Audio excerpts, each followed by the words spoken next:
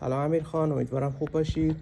من این ویدیو رو دارم براتون میگیرم برای ابزرویشن. اینسپکتور از من ابزرویشن خواسته برای فوتینگ. اینو لطفا نگاه بکنید شما.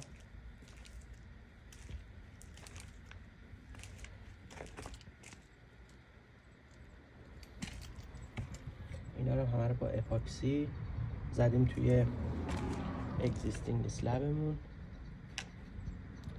برای این فوتینگمون علاوه بر ابزرویشن دپیتی هم خواسته که ریبارا رو چک بکنه، اپاکسی رو چک بکنه.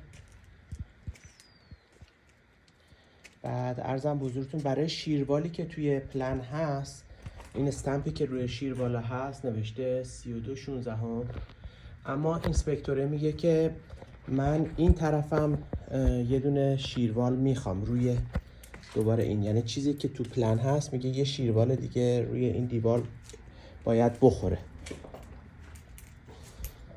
اینم میخواستم شما در جریان باشین که اینو چیکارش بکنیم. بعد در ضمن به من میگه که اینسولیشن من باید حتما داخل این دیوار باشه، بعد رو شیروال بیاد. گفتم این شیروال با این عددی که هست، انجینیر من میگه بالای 7 اینچ باشه اوکیه. میگه اگه اینجوری هست بعد پلن رو عوض بکنید، چون توی پلن یه چیز دیگه میگه. اینو میخواستم لطف کنید یه چک بکنید.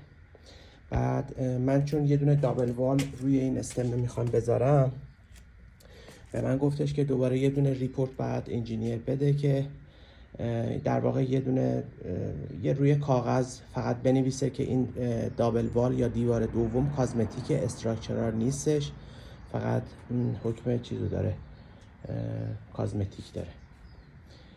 اینجام که من این هولدانامو ظاهرا قبول نکرده، میگه که اینا باید دوباره سوراخ بشه طبق اون چیزی که روی پلن هست ما بذاریم.